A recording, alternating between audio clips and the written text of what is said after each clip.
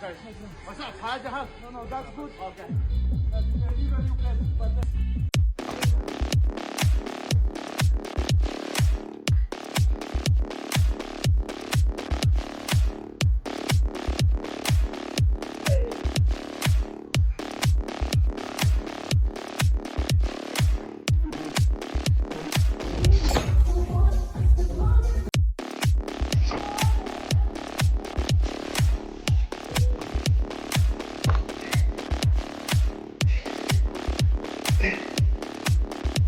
Yeah.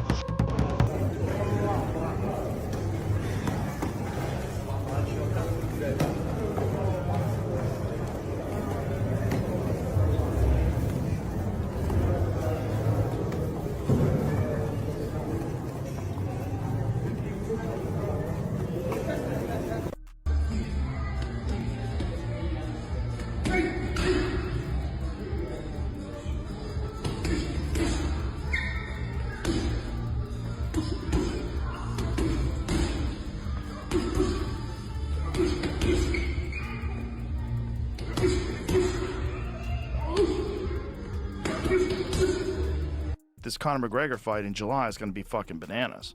It's going to be bananas. I mean, people are going to go crazy for the return of Conor McGregor because he's a giant personality. But don't expect the same.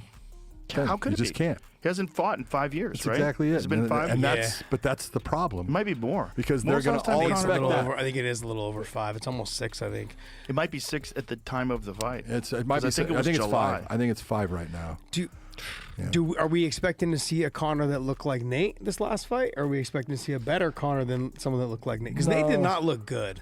No, Well, but Mike Perry did. And Mike yeah. Perry looked like a fucking murderer. You know what I mean? Like Mike Perry is a murderer. He's a murderer. And this is Such a savage. You take a look at that. When you're taking an older fighter, which Nate is now, and you're 21. You're 5 fucking years ago, July. So it literally will be 6 years. Yep. Yeah. But when you're it'll be 5 years. It'll be 5 years. When you're taking a younger fighter and putting them against the old dog, it normally doesn't end well for the old dog. Conor McGregor's training camp for UFC 329 has been nothing short of brutal to watch, and Joe Rogan, someone who's called fights inside that octagon for over 2 decades, has weighed in with a take that's more complicated than pure hype. The footage speaks for itself. Grueling sparring rounds, relentless conditioning work, a camp with John Kavanagh that looks nothing like the sporadic, scattered training McGregor has been criticized for in years past. This is a fighter treating July 11 like the biggest night of his career, and the intensity coming out of that gym has been impossible to ignore. But intensity in training and confidence heading into fight night are 2 different things, and Rogan, in his own comments about this matchup, has made clear he sees a genuine split between the 2. This Conor McGregor fight in July is gonna be bananas, Rogan said, describing the chaos he expects surrounding Fight Week itself. That much isn't controversial.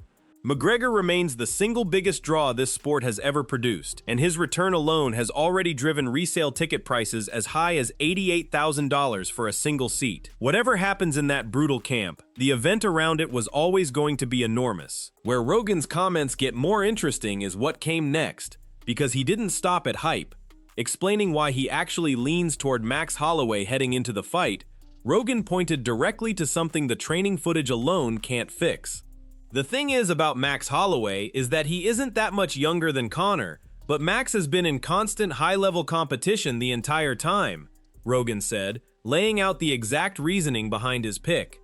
That's worth sitting with, because it's not a criticism of what's happening in McGregor's camp. Nobody's questioning the effort on display in that training footage. Rogan's point is about something training camps, no matter how brutal or well-run, simply cannot replicate: live competition.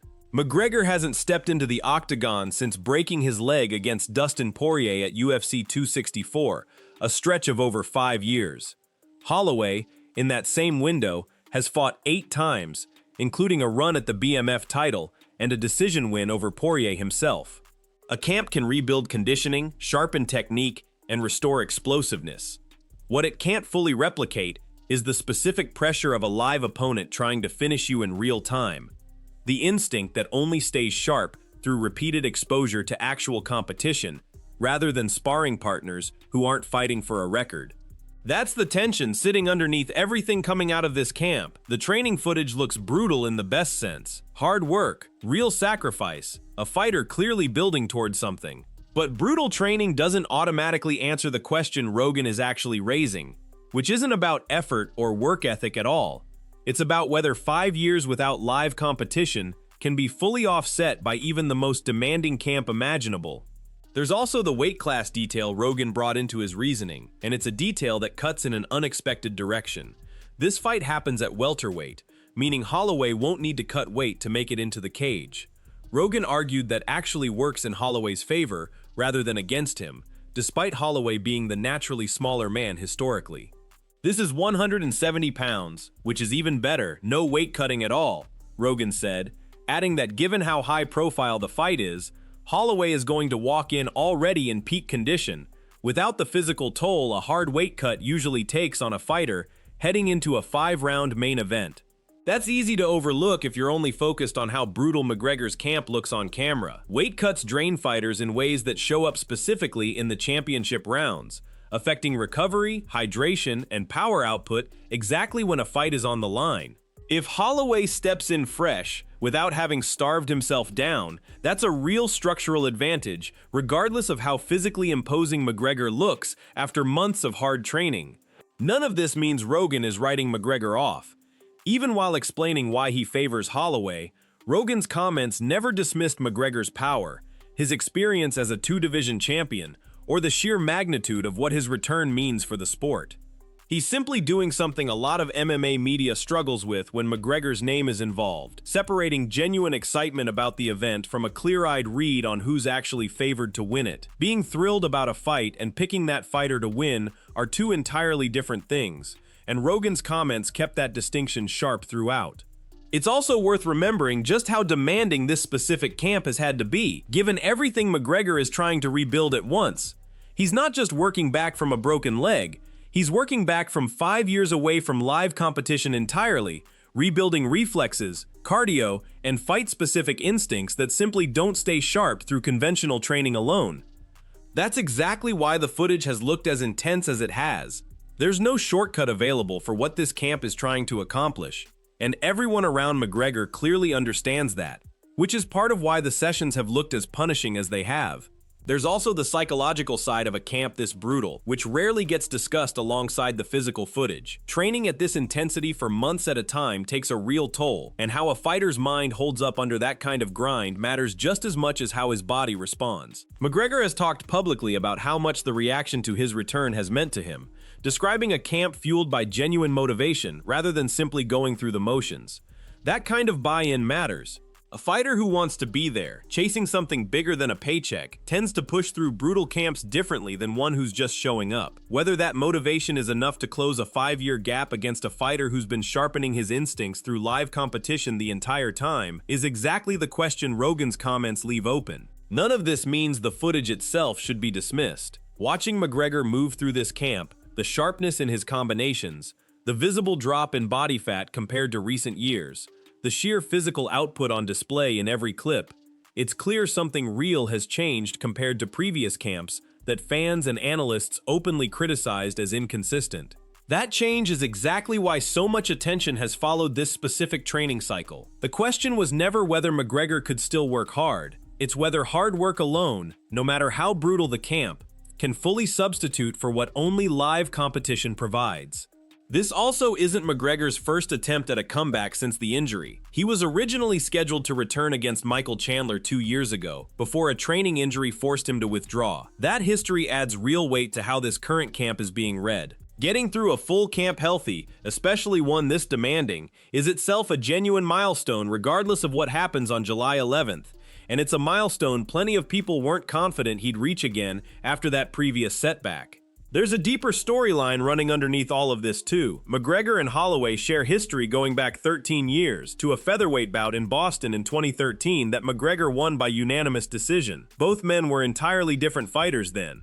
Holloway was 21, years from becoming the elite, high-volume striker he'd eventually turn into. McGregor was 25, rising but nowhere near the global superstar he'd become. This rematch isn't just a measuring stick for how well McGregor's camp has actually rebuilt him physically. It's a chance for Holloway to close a loop from over a decade ago against a version of McGregor who, according to Rogan's own reasoning, might still be missing the one thing no training camp, however brutal, can fully restore. The stakes go beyond the scorecard for both men. For McGregor, a win here reopens doors that have been closed since 2021. Superfight conversations, title relevance, a level of momentum that resets the entire narrative around his career. A loss, particularly a bad one, raises harder questions about whether even the most brutal, disciplined camp in years was ever going to be enough to overcome 5 years of inactivity.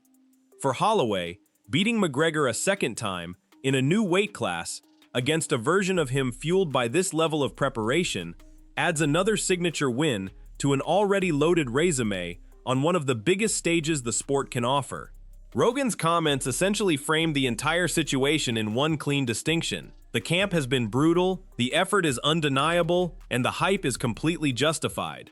Whether that translates into an actual win against a fighter who's never stopped competing is a separate question entirely, one the training footage alone can't answer, no matter how impressive it looks. So where do you land on this? Does a camp this intense actually offset 5 years of ring rust? Or is Rogan right that Holloway's constant activity is the deciding factor no matter how hard McGregor has trained? There's a real argument on both sides here, and it's exactly why this fight has generated more genuine debate among people who study the sport closely than almost anything else on the calendar this year. Let us know your prediction in the comments, and subscribe for more UFC 329 breakdowns as Fight Week gets closer.